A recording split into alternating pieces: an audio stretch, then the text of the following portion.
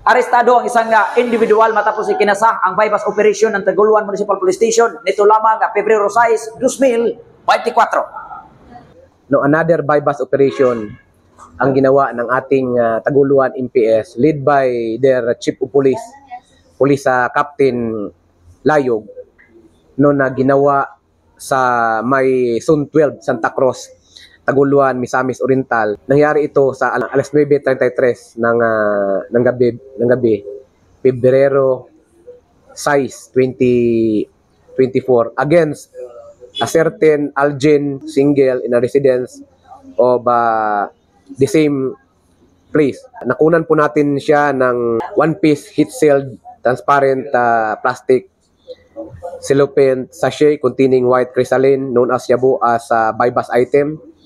And another one piece matchback posporo.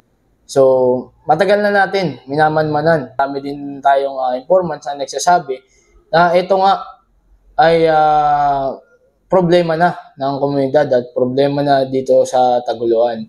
So, pinroject natin ng mabuti, hinintay natin ng pagkakataon upang mahuli talaga natin ito. Sa tulong ulit ng komunidad. So, hindi tayo makakagalaw dito sa Taguluan sa galang ating sarili lamang. So, kailangan natin ng tulong talaga ng community. So, malaking part ang community para sa mga operation natin. Hindi lang dito sa paglaban natin sa illegal na droga at sa ibang trabaho pa ng ating munisipalidad. So, masasabi ko talaga na ang community ang malaking parte sa pagsukol natin sa illegal na droga at sa iba pang krimen na nangyayari dito sa Taguluan.